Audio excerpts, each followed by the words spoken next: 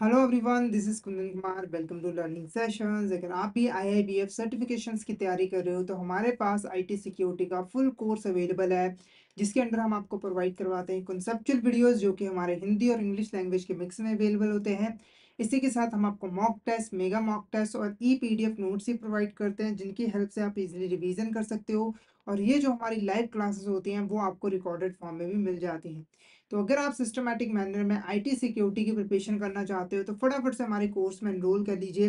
हमारे जो कोर्सेज हैं वो इजीली एक्सेसिबल हैं। अगर आप एक एंड्रॉयड यूज़र हो तो IIBF learning centre application download कर लीजिए गूगल प्ले स्टोर से। और अगर आप एक iOS यूज़र हो तो माई इंस्टीट्यूट ऐप डाउनलोड कर लीजिए ऐप स्टोर से, और वहाँ पे आपको ऑर्गेनाइजेशन कोड यूज़ करना है GEGKT। तो फटाफट से इन एप्लीकेशन को डाउनलोड कर लीजिए, हमारे कोर्सेज में एनरोल कर लीजिए। और अगर आप अभी हमारे कोर्स में एनरोल करते हो तो आपको लगभग 82% का ऑफ मिल जाता है हमारे कोर्सेज पे, जिसके लिए आपको कूपन कोड यूज़ करना है समर 2023। तो फटाफट से इस कूपन कोड का यूज़ करके हमारे कोर्स में एनरोल कर लीजिए। और हमारे टेलीग्राम चैनल को भी ज़रूर ज्वाइन कर लीजिए, क्योंकि हम इसमें एग्जाम से रिलेटेड, क्लासेस से रिलेटेड इंपॉर्टेंट अपडेट जो है वो डालते रहते हैं। और अगर आपको भी किसी भी तरह की क्वेरी आती है तो आप इस चैनल पे हमें मैसेज कर सकते हो। तो फटाफट से हमारे टेलीग्राम चैनल को ज्वाइन कर लीजिए ताकि कोई इंपॉर्टेंट अपडेट आपसे मिस ना हो जाए। इसका लिंक आपको वीडियो के डिस्क्रिप्शन बॉक्स में मिल जाएगा। तो शुरू करते हैं आज का टॉपिक। तो आज इस लेक्चर में हम लोग सिक्योरिटी गवर्नेंस के बारे में पढ़ने वाले हैं। हम डिटेल में देखेंगे सिक्योरिटी गवर्नेंस क्या होती है और एक ऑर्गेनाइजेशन के अंदर इसकी क्या रोल होता है, इसका क्या इंपॉर्टेंस होता है, इसके ऊपर हम डिटेल में डिस्कशन करेंगे।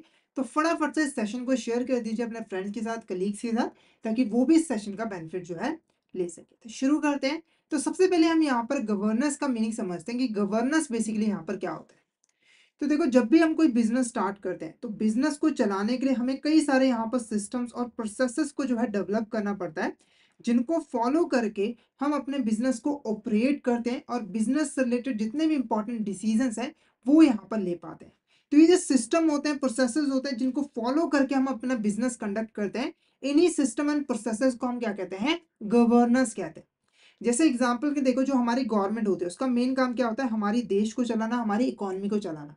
तो जब भी गवर्नमेंट ये काम कर रही होती है तो उसे एक प्रॉपर सिस्टम और प्रोसेस के थ्रू ये काम जो है वो करना होता है। और इस सिस्टम और प्रोसेसेस को ही हम यहाँ पर क्या नाम दे देते हैं? गवर्नेंस दे देते हैं।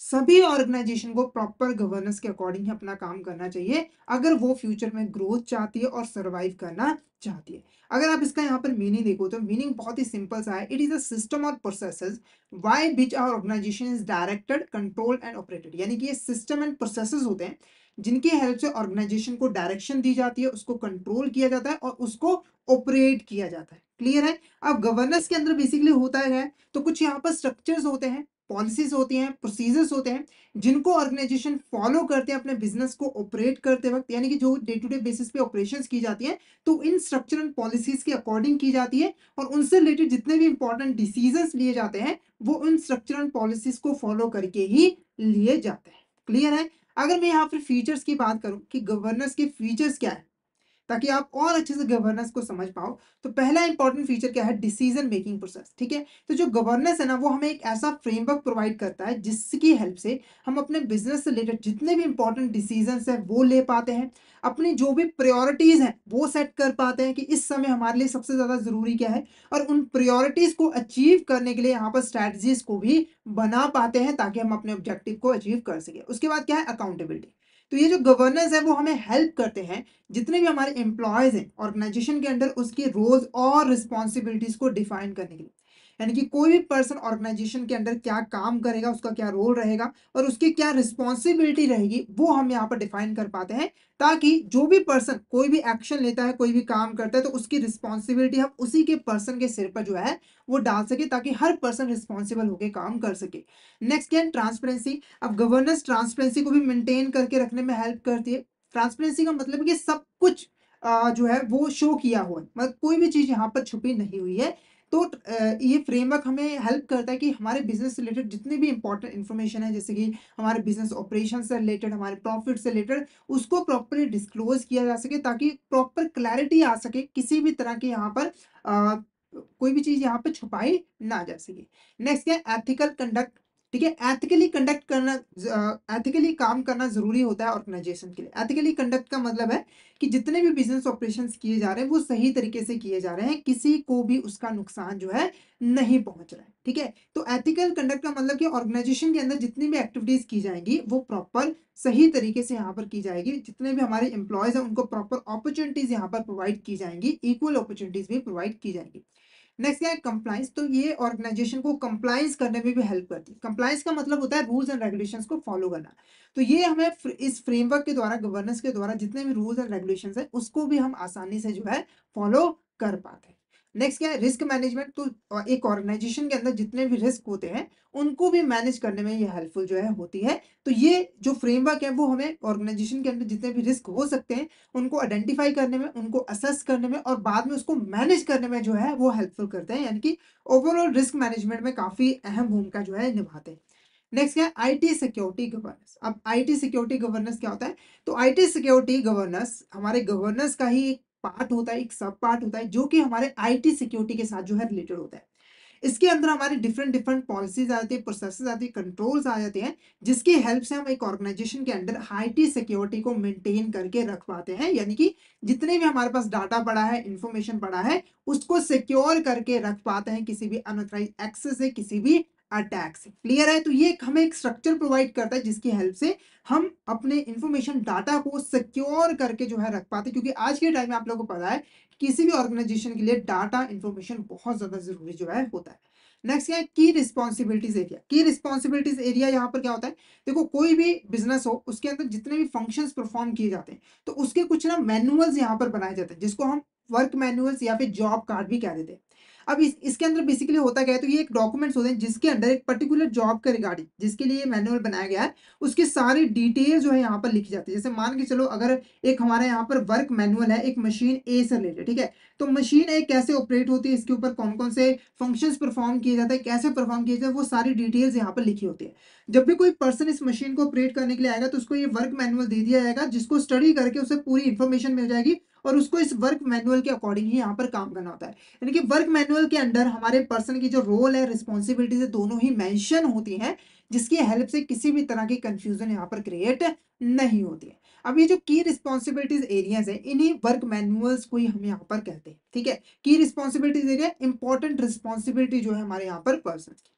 अब जो किसी भी ऑर्गेनाइजेशन के अंदर जो सिक्योरिटी गवर्नेंस है उसके लिए ये की रिस्पॉन्सिबिलिटीज एरियाज काफी इंपॉर्टेंट रोल प्ले करते हैं, क्योंकि जो हमारे सिक्योरिटी गवर्नेंस है वो इन्हीं की रिस्पॉन्सिबिलिटीज एरियाज को ध्यान में रख के जो है वो बनाए जाते हैं। क्लियर है? नेक्स्ट क्या है, job cards and work manual. तो इसके बारे में मैंने ऑलरेडी आपको बता दिया है कि बिजनेस के अंदर जितने भी जॉब्स परफॉर्म किए जाते हैं, जितने भी वर्क परफॉर्म किया जाता है, उनके लिए एक अलग से वर्क मैनुअल या फिर जॉब कार्ड मेंटेन कर दिया जाता है, जिसके अंदर पूरी डिटेल जो है उस जॉब के रिगार्डिंग दे दी जाती है। क्लियर है आपको? और अगर किसी केस में मान के चलो कोई पर्सन है उस वो दो काम एक साथ करता है, यानी कि डुअल रिस्पॉन्सिबिलिटी उसके सिर पर, तो उसके लिए सेपरेट सेपरेट जो है यहाँ पर जॉब कार्ड जो है वर्क मैनुअल बनाए जाएंगे, यानी कि उसके दो की रिस्पॉन्सिबिलिटीज एरिया जो है होंगे। तो यहाँ पर क्लियरली लिखा है कि अगर डुअल रिस्पॉन्सिबिलिटी होती है तो दोनों डेजिग्नेशन के लिए, बोथ डेजिग्नेशन के लिए की रिस्पॉन्सिबिलिटीज एरिया जो है वो होती है। क्लियर है? अब ये जो की रिस्पॉन्सिबिलिटीज एरिया है वो यहाँ पर किसी भी तरह की एम्बिगिटी होती है, यानी कि कोई भी कंफ्यूजन होती है टेक्नोलॉजी के अंदर, हमारे आईटी सिक्योरिटी के अंदर, तो उसको दूर करने में हेल्प करती है। नेक्स्ट क्या है, information security as a governance issue. अब देखो, पहले क्या होता था, जो हमारी इंफॉर्मेशन सिक्योरिटी है यानी कि हमारी इंफॉर्मेशन टेक्नोलॉजी है, वो पहले टेक्नोलॉजी डिपार्टमेंट का हिस्सा जो है वो माना जाता था। यानी कि हम मानते थे कि जो इन्फॉर्मेशन सिक्योरिटी है वो सिर्फ और सिर्फ एक टेक्निकल इशू है, पर टाइम के साथ जैसे जैसे आगे बढ़ा, चेंजेस आए, तो ये गवर्नेंस इशू भी यहाँ पर जो है बन गया, यानी कि ये भी गवर्नेंस के अंडर ही आ जाता है। अब क्योंकि देखो, इन्फॉर्मेशन जो सिक्योरिटी है वो सिर्फ टेक्नोलॉजी डिपार्टमेंट के साथ रिलेटेड नहीं होती, उसका जो इम्पैक्ट है वो पूरे के पूरे ऑर्गेनाइजेशन के ऊपर पड़ता है। तो इसके ऊपर जो गवर्नेंस है उसका भी काफी इम्पैक्ट जो है वो पड़ता है। नेक्स्ट क्या है, security governance public sector undertakings. अब जो पब्लिक सेक्टर अंडरटेकिंग्स है, ठीक है, उनको भी अपने डाटा को सिक्योर करके रखना है। ठीक है, तो उसे भी सिक्योरिटी गवर्नेंस का ध्यान जो है वो देना पड़ता है। तो जितने भी हमारी अंडरटेकिंग्स हो, चाहे पब्लिक सेक्टर हो, प्राइवेट सेक्टर हो, स्मॉल हो, वो सभी जो है यहाँ पर सिक्योरिटी गवर्नेंस को अप्लाई करती है अपने ऑर्गेनाइजेशन के अंदर। हालांकि ये जो सिक्योरिटी गवर्नेंस होते हैं वो हर एक ऑर्गेनाइजेशन के पास अलग अलग होते हैं, वो अलग अलग तरीके से इसको इम्प्लीमेंट करते हैं। तो जो भी सिक्योरिटी गवर्नेंस है वो हमारी इंडस्ट्री के हिसाब से, डाटा टाइप के हिसाब से और क्रिटिकलिटी के हिसाब से जो है वो इम्प्लीमेंट किया जाता है। मतलब एक ही सिक्योरिटी गवर्नेंस सभी ऑर्गेनाइजेशन पे अप्लाई नहीं होता है। अब इंडिया के अंदर जितनी भी कंपनीज यहाँ पर इनकॉर्पोरेटेड है यानी कि इंडियन कंपनीज है, वो ज़्यादातर आजकल जो काम है वो इलेक्ट्रॉनिक तरीके से यहाँ पर करते हैं, यानी कि जितना भी डाटा मेंटेन किया जाता है वो इलेक्ट्रॉनिक फॉर्म में मेंटेन किया जाता है। कई सारी हमारी जो रेगुलेटरी एंटिटीज़ हैं, जैसे कि हमारे सेबी हो गया, इन्होंने मैंडेटरी कर दिया है कि जितनी भी ऑर्गेनाइजेशन है उनको अपना सारा डाटा और इन्फॉर्मेशन जो है इलेक्ट्रॉनिक फॉर्म में रिकॉर्ड कीपिंग करके रखना ज़रूरी होता है। नेक्स्ट हो गया है सिक्योरिटी गवर्नेंस बैंक। अब बैंक के अंदर भी सिक्योरिटी गवर्नेंस का काफ़ी यहाँ पर इंपॉर्टेंट रोल होता है, क्योंकि आजकल जो बैंक है वो भी यहाँ पर टेक्नोलॉजी का यूज़ करके अपने फंक्शंस को परफॉर्म करती है, अपने रिकॉर्ड कीपिंग वगैरह यहाँ पर करती है। तो बैंकों के अंदर जो है जितने भी ट्रांजेक्शन हैं वो इलेक्ट्रॉनिक फॉर्म में होना शुरू हो गई है, पेपरलेस होना शुरू हो गई है, और जितने भी फंक्शंस परफॉर्म किए जाते हैं वो टेक्नोलॉजी की हेल्प से ही किए जाते हैं। क्लियर है? तो बैंक जो है वो यहाँ पर जितने भी उन्होंने ट्रांजेक्शन्स के रिकॉर्ड मेंटेन करते हैं उन्होंने इलेक्ट्रॉनिक फॉर्म में रिकॉर्ड मेंटेन करना यहाँ पर शुरू कर दिया। और जो आरबीआई है उसने भी इस चीज़ को एक्नॉलेज किया है और डिफरेंट डिफरेंट इनिशिएटिव लिए हैं ताकि पेपरलेस, चेकलेस और कैशलेस एनवायरनमेंट यहाँ पर जो है वो बन सके, यानी कि ज़्यादातर ट्रांजेक्शन है वो ऑनलाइन ही कंडक्ट की जाए, ज़्यादा कैश की जरूरत यहाँ पर ना पड़े। नेक्स्ट अगर की पॉइंट्स की बात करें, कुछ इंपॉर्टेंट पॉइंट्स की, तो पहला क्या है टेक्नोलॉजी ट्रांसफॉर्मेशन। तो देखो टेक्नोलॉजी काफ़ी चेंज हुई है। अगर आज से 100 साल पहले आप टेक्नोलॉजी देखो और आज के टाइम में टेक्नोलॉजी देखो तो काफ़ी यहाँ पर चेंज हो गई है। तो टेक्नोलॉजी के ट्रांसफॉर्मेशन का एक बिज़नेस के ऊपर काफ़ी यहाँ पर इम्पैक्ट पड़ता है। जो हमारे बिज़नेसेस होते हैं, वो यहाँ पर टेक्नोलॉजी की हेल्प से अपनी वैल्यू को क्रिएट करते हैं, जिसका बेनिफिट उसको यहाँ पर फ्यूचर में मिलता है। तो आज के टाइम में अगर ऑर्गेनाइजेशन को सर्वाइव करना है तो उन्हें टेक्नोलॉजी का यूज़ करना ही पड़ता है। ठीक है? अब पब्लिक सेक्टर अंडरटेकिंग है, उन्होंने भी टेक्नोलॉजी का यूज़ करना स्टार्ट कर दिया है ताकि वो कॉम्पिटिटिव रह सके, मार्केट में टिके रह सके, वो सर्वाइव कर सके। तो इसलिए उन्होंने टेक्नोलॉजी का यूज़ करना जो है शुरू कर दिया है। नेक्स्ट क्या है, एम्फेसिस ऑन ई गवर्नेंस। अब देखो जो ई गवर्नेंस है, ठीक है, उसके ऊपर फोकस करना स्टार्ट कर दिया गया है। ई गवर्नेंस का मतलब अब जो भी गवर्नेंस का काम है, जो भी सिस्टम है, प्रोसेस है, वो इलेक्ट्रॉनिक फॉर्म में यहाँ पर किए जाए, कैश पेपरलेस जो है यहाँ पर किए जाए। तो जितने भी हमारे यहाँ पर ऑर्गेनाइजेशंस है, ठीक है, वो चाहे गवर्नेंस इन हाउस करते हैं, आउटसोर्सिंग यहाँ पर करते हैं, ठीक है, तो उन्हें ई गवर्नेंस जो है उसको प्रायोरिटी देनी होती है। यानी कि अगर कोई जो बैंक है वो बाहर से सर्विसेज ले रही है, कोई सॉफ्टवेयर ले रही है या फिर अपना सॉफ्टवेयर डेवलप कर रही है, तो उन्हें जो गवर्नेंस करनी है वो ई गवर्नेंस करनी है, इसके ऊपर जो है वो प्रायोरिटी देनी है, ताकि वो अपने रेगुलेटरी कंप्लाइंस जो है वो कर सके। यानी कि जो लॉज हैं वो कह रहे हैं कि ई फॉर्म में करो, तो वो ई फॉर्म में ही यहाँ पर करेंगे। अब जो ई गवर्नेंस होते हैं वो ऑर्गेनाइजेशन को कंट्रोल करने में काफ़ी हेल्पफुल होते हैं, ठीक है। अगर हम ई गवर्नेंस करते हैं तो उससे हम ईजिली अपने ऑर्गेनाइजेशन के जो फंक्शंस हैं, ठीक है, जो सिक्योरिटी रिलेटेड कंसर्न्स है, इश्यूज हैं, उसके ऊपर कंट्रोल जो है रख पाते हैं। नेक्स्ट बात करते हैं फैक्टर इन्फ्लुएंसिंग सिक्योरिटी गवर्नेंस इन बैंक, यानी कि बैंकों के अंदर जो सिक्योरिटी गवर्नेंस होते हैं उसको कौन से फैक्टर यहाँ पर इन्फ्लुएंस करते हैं। पहला देखो क्या है, लेवल ऑफ कंप्यूटराइजेशन, इसको आप लेवल ऑफ टेक्नोलॉजी यूसेज भी कह सकते हो, कि एक बैंक जो है वो कितना कंप्यूटर्स का यूज़ करिए, यानी कि कितना ज़्यादा एडवांस टेक्नोलॉजी का यहाँ पर यूज़ करिए। तो जो प्राइवेट सेक्टर जो बैंक्स हैं, उन्होंने काफ़ी एडवांस जो टेक्नोलॉजी है उसका यूटिलाइज करना यहाँ पर स्टार्ट कर दिया है, ताकि जो सिक्योरिटी गवर्नेंस है उसको अच्छे तरीके से इम्प्लीमेंट जो है वो किया जा सके। नेक्स्ट क्या है, striking between the right balance. अब जो बैंक है, ठीक है, जब भी वो इलेक्ट्रॉनिक फॉर्म में सर्विसेज प्रोवाइड करते हैं तो उन्हें एक बैलेंस यहाँ पे जो है वो क्रिएट करना पड़ता है। किस चीज़ में बैलेंस, कि कितना लिबरल होना है, ठीक है, और कितनी यहाँ पर रिस्ट्रिक्शन जो है लगानी है, यानी कि स्ट्रिक्ट होना है। तो हमेशा बैंक को कोशिश करनी है कि उसे स्ट्रिक्ट रहना है, मतलब कि उसे यहाँ पर रिस्ट्रिक्शन लगानी है, पर इतनी ज़्यादा ना लगाई जाए कि हमारा जो कस्टमर है वो सर्विसेज ले ना पाए, और साथ के साथ बैंक को इतना भी लिबरल भी नहीं होना जाना चाहिए, मतलब बिल्कुल ही रिस्ट्रिक्शन नहीं हटानी चाहिए, ताकि हमारी जो ऑर्गेनाइजेशन उसको यहाँ पर किसी भी तरह का लॉस हो जाए। ठीक है, तो जब भी बैंक यहाँ पर अगर बैलेंस नहीं बनाती, जैसे एग्जाम्पल के मान के चलो, अगर बैंक बहुत ज़्यादा लिबरल होगी, मतलब कि बहुत ज़्यादा रूल्स एंड रेगुलेशन बनाएंगे, तो एक तरफ तो क्या होगा कि हमारे जो कस्टमर होंगे बहुत खुश हो जाएंगे कि उनको ईजिली सर्विसेज मिल रही है, पर जैसे ही उन कस्टमर के साथ किसी भी तरह का फ्रॉड होता है तो वो बैंकों के ऊपर एलिगेशंस लगाना स्टार्ट कर देंगे कि बैंक का सिस्टम सही नहीं था। तो जो बैंक्स हैं उनको सिक्योरिटी गवर्नेंस के ऊपर जो है एक राइट बैलेंस जो है वो बनाकर रखना चाहिए। नेक्स्ट बात करते हैं डिजिटल इंडिया इनिशिएटिव। अब जो हमारी गवर्नमेंट है वो भी काफ़ी काम करती है यहाँ पर टेक्नोलॉजी को इन्हांस करने के लिए हमारी कंट्री के अंदर। तो हमारी जो गवर्नमेंट है उन्होंने 1 जुलाई 2015 को डिजिटल इंडिया इनिशिएटिव यहाँ पर लिया था। अब इस इनिशिएटिव की जो मेन पर्पस था वो यही था कि हमारे देश के अंदर ज़्यादा से ज़्यादा टेक्नोलॉजी की डेवलपमेंट यहाँ पर जो है वो की जाए। लोगों के अंदर जो टेक्नोलॉजी की अवेयरनेस है उसको बढ़ाई जा सके, ताकि जो लोग हैं वो ज़्यादा से ज़्यादा टेक्नोलॉजी का यूज़ करके अपने फंक्शंस को यहाँ पर परफॉर्म करें। तो इसका जो मेन एम था वो यही था कि इंडिया को ट्रांसफॉर्म करना है एक डिजिटल एम्पावर्ड सोसाइटी के अंदर, नॉलेज इकोनॉमी के अंदर, जिसके अंदर सभी को टेक्नोलॉजी के बारे में अच्छी नॉलेज यहाँ पर हो। क्लियर है? तो इस इनिशिएटिव के ज़रिए जो हमारी गवर्नमेंट है वो टेक्नोलॉजी का यूज़ करके हमारी कंट्री की ग्रोथ करना चाहती थी, बेटर गवर्नेंस करना चाहती थी, और सर्विस जो और सिटीजन्स को देते हैं उनमें भी इंक्रीमेंट यहाँ पे जो है वो करना चाहती थी। अगर हम ऑब्जेक्टिव्स की बात करें इस इनिशिएटिव के, यहाँ पर ऑब्जेक्टिव्स क्या थे?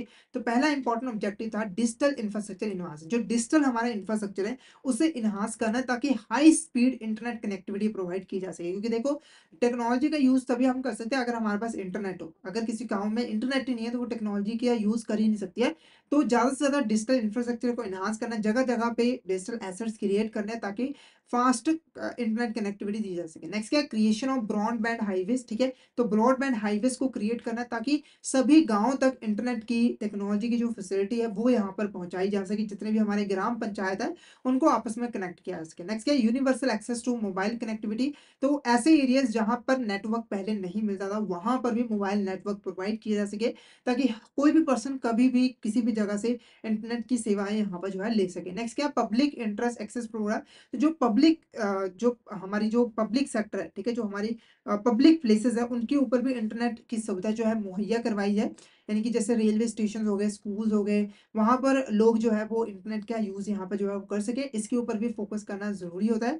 तो इससे हम डिजिटल लिटरेसी को जो है इंक्रीज़ कर सकते हैं। नेक्स्ट क्या है? प्रमोशन ऑफ ई गवर्नेंस, ठीक है? जो ई गवर्नेंस है उसकी यहाँ पर प्रमोशन करनी है, यानी कि जितनी भी सर्विसेज़ हैं वो हमें ई फॉर्मेट में यहाँ पे जो है वो प्रोवाइड करने हैं, इलेक्ट्रॉनिक फॉर्म में जो है वो कस्टमर को प्रोवाइड करने हैं, ताकि वो ज़्यादा से ज़्यादा सर्विसेज़ का यूज़ जो है वो कर सके। नेक्स्ट क्या है? Information for all. तो जितने भी हमारे सिटीज़न्स हैं, ठीक है? पीपल्स हैं, उनको डिजिटल प्लेटफ़ॉर्म के ज़रिए जितनी भी इन्फॉर्मेशन उन्हें चाहिए, वो यहाँ पर जो है वो प्रोवाइड कर सकें। आजकल आप देखो, अगर आपको कोई भी इन्फॉर्मेशन चाहिए तो डिफरेंट डिफरेंट वेबसाइट्स बन चुकी हैं। आपको उन वेबसाइट से विज़िट करना है और जो भी इन्फॉर्मेशन आपको चाहिए होती है वो आपको यहाँ पर ईज़िली मिल सकती है। तो ये पॉसिबल कैसे हो पाया? ये हमारे डिजिटल प्लेटफ़ॉर्म्स के थ्रू जो है वो पॉसिबल हो पाया। नेक्स्ट बात करते हैं कंप्लायंस की। अब कंप्लायंस क्या होता है? तो देखो, जब भी हम कोई बिज़नेस करते हैं, ठीक है? जब भी हम कोई बिज़नेस करते हैं तो बिज़नेस को करने के यहाँ पर बहुत सारे रूल्स एंड रेगुलेशंस होते हैं, ठीक है? जिनको हमें यहाँ पर फॉलो करना ज़रूरी होता है। और ये जो रूल्स एंड रेगुलेशंस होते हैं वो एक्सटर्नल भी होते हैं, यानी कि जो एक्सटर्नल एंटिटीज़ होती है जैसे कि गवर्नमेंट हो गया हमारी, ठीक है? रेगुलेटरी अथॉरिटीज़ होगी, वो कुछ रूल्स एंड रेगुलेशन बना देते हैं, और कुछ हमारे यहाँ पर इंटरनल रूल्स एंड रेगुलेशंस भी होते हैं, ठीक है? तो ऑर्गेनाइजेशन के लिए ज़रूरी होता है कि वो इन रूल्स एंड रेगुलेशंस को फॉलो करके अपना काम करे।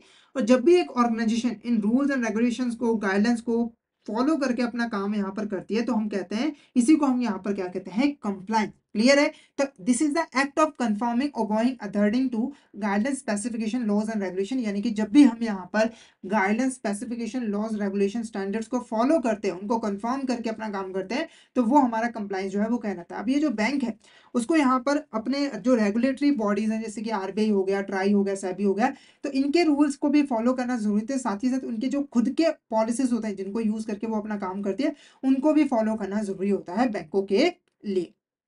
और अगर किसी केस में हमारी जो कंपनी है, बैंक है, वो इन कंप्लायंस को फॉलो नहीं करती है, रूल्स एंड रेगुलेशन को फॉलो नहीं करती, तो इसकी पेनल्टी उसके ऊपर लगती है। जैसे कि अगर छोटा-मोटा कोई कंप्लायंस है तो आपको पेमेंट करनी पड़ सकती है।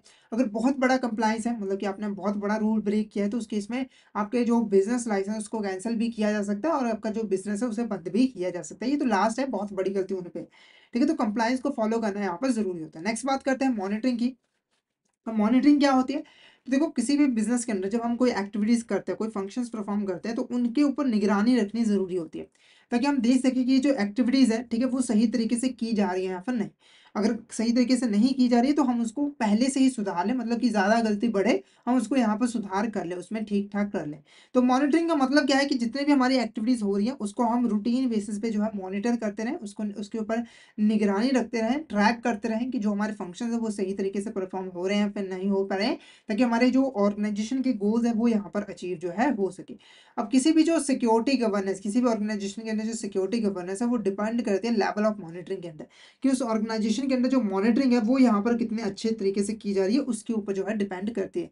जितने अच्छे से मॉनिटरिंग की जाएगी उतना ही सिक्योरिटी गवर्नेंस जो है वो अच्छा होगा, जितना गलत तरीके से मॉनिटरिंग की जाएगी उतना ही सिक्योरिटी गवर्नेंस जो है वो खराब होगा। क्लियर है? तो मॉनिटरिंग के जरिए हम यहाँ पर फाइनली क्या फाइंड आउट करते हैं, जो नॉन कंप्लाइंस है वो यहाँ पर किस वजह से नहीं हो पा रहा है, ठीक है, जो हमने रूल्स एंड रेगुलेशंस हैं उनको किस वजह से जो है फॉलो नहीं किया जा रहा है, उसके रीजंस क्या है उसको हम फाइंड आउट करते हैं और रीजंस को जो है यहाँ पर दूर करते हैं। तो सिंपल भाषा में कहूँ तो पहले हमें देखना है कि जो हमने रूल्स बनाए क्या उनको फॉलो किया जा रहा है कि नहीं, अगर नहीं किया जा रहा है उसके रीजंस क्या, उन रीजंस को दूर करना ताकि कंप्लाइंस हो सके। ठीक है, नेक्स्ट बात करते हैं security governance and psychological aspect. ठीक है, अब ये जो साइकोलॉजिकल एस्पेक्ट है वो हमारा यहाँ पर ह्यूमंस के साथ जो है वो रिलेटेड। अब देखो जो ह्यूमन नेचर है, ठीक है, कई ह्यूमंस ऐसे होते हैं जो कि फ्रॉड कर लेते हैं, ठीक है, तो फ्रॉड के लिए जो ज़्यादातर रिस्पॉन्सिबल होते हैं हमारे जो पर्सन्स होते हैं वो यहाँ पर रिस्पॉन्सिबल जो है वो होते हैं। ठीक है, तो उनका साइकोलॉजिकल एस्पेक्ट ही ऐसा होता है, साइको माइंडसेट उनका ऐसा होता है कि वो फ्रॉड यहाँ पर जो है वो कर लेते हैं। ठीक है, तो जितने भी फ्रॉड है जो क्राइम है उनका जो साइकोलॉजिकल एस्पेक्ट है वो ह्यूमन बिहेवियर के साथ जो है लिंक होता है। अब कोई भी फ्रॉड हो उसके पीछे यहाँ पर तीन ही रीजन होते हैं, मतलब कि तीन चीजों से मिलकर किसी भी फ्रॉड को कंडक्ट किया जाता है। पहला क्या है, नीड, कि उस फ्रॉड को करने की जरूरत क्या है, जो हमारा पर्सन फ्रॉड कर रहा है उस क्यों ये फ्रॉड जो है वो कर रहा है। दूसरा क्या है, अपॉर्चुनिटी, उसके पास अपॉर्चुनिटी कितनी अवेलेबल है फ्रॉड करने के लिए। अगर देखो बहुत ज्यादा निगरानी रखी जा रही है तो वहां पर अपॉर्चुनिटी कम है, अगर कम निगरानी रखी जा रही है तो वहां पर अपॉर्चुनिटी ज्यादा होती है। उसके बाद क्या है, रैशनलाइजेशन, जो हमारे यहाँ पर पर्सन है जो फ्रॉड करना चाहता है वो क्या जस्टिफिकेशन दे रहा है फ्रॉड करने का, वो इन तीन चीजों के ऊपर जो है फ्रॉड डिपेंड करता है और इन तीन चीजों के कॉम्बिनेशन से जो है वो फ्रॉड हो पाता है। नेक्स्ट क्या है, bench marking and best practices. ठीक है, तो यहाँ पर जो हमारी ऑर्गेनाइजेशन है उनके लिए जरूरी है कि वो बेंच मार्किंग करें और बेस्ट प्रैक्टिसेस को इंप्लीमेंट करें। अब देखो क्या होता है कि कुछ इंटरनेशनल लेवल पे बेस्ट प्रैक्टिसेस होती हैं जिनको फॉलो करके हम अपनी जो सिक्योरिटी गवर्नेंस है उनको यहाँ पे जो इनहांस कर पाते हैं।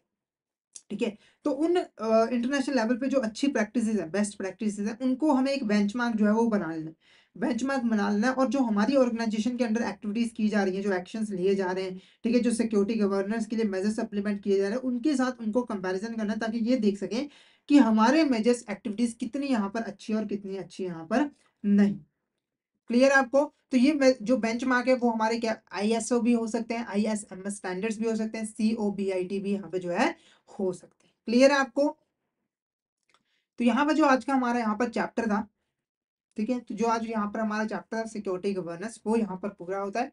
तो आई होप आपको यहाँ तक क्लियर हो गया होगा। अगर आपको किसी भी तरह का डाउट आता है तो आप यहाँ पर चैट बॉक्स में मैसेज करके पूछ सकते हो, और अगर आपको क्लियर है तो फटाफट से एक बार चैट बॉक्स में मैसेज करके जरूर बता दीजिए कि आपको यहाँ तक क्लियर है। और अगर आप सिस्टमैटिक मैनर में आईटी सिक्योरिटी की प्रिपरेशन करना चाहते हो तो फटाफट से हमारे कोर्स में एनरोल कर लीजिए। हमारे कोर्सेज में आपको मिल जाते हैं कॉन्सेप्चुअल वीडियोस जो कि हमारे हिंदी और इंग्लिश लैंग्वेज के मिक्स में अवेलेबल होते हैं। इसी के साथ हम आपको mock test, mega mock test और ये पीडीएफ नोट्स भी प्रोवाइड करते हैं जिनकी हेल्प से आप इजीली रिवीजन कर सकते हो। और ये जो हमारी लाइव क्लासेस होती हैं वो आपको रिकॉर्डेड फॉर्म में भी मिल जाती हैं। तो अगर आप सिस्टमैटिक मैनर में आईटी सिक्योरिटी की प्रिपरेशन करना चाहते हैं तो फटाफट से हमारे कोर्स में एनरोल कर लीजिए। हमारे जो कोर्सेज हैं वो इजीली एक्सेसिबल हैं। अगर आप एक एंड्रॉइड यूजर हो तो IIPF learning centre application download कर लीजिए गूगल प्ले स्टोर से, और अगर आप एक iOS यूजर हो तो माई इंस्टीट्यूट ऐप डाउनलोड कर लीजिए ऐप स्टोर से, और वहाँ पे आपको ऑर्गेनाइजेशन कोड यूज करना है GEGKT। तो फटाफट से इन एप्लीकेशन को डाउनलोड कर लीजिए और हमारे कोर्सेज में एनरोल कर लीजिए।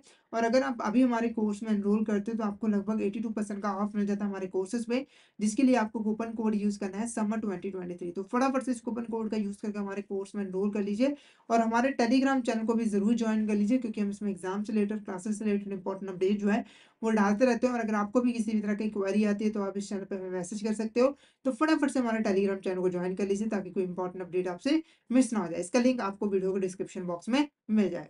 तो आज के लिए इतना ही। अगर सेशन अच्छा लगा हो तो सेशन को लाइक कर देना, हमारे चैनल को सब्सक्राइब कर देना और शेयर जरूर कर देना अपने फ्रेंड्स के साथ, कलीग से, ताकि वो भी सेशन का बेनिफिट जो है ले सके। Thank you so much everyone, मिलते हैं नेक्स्ट क्लास में।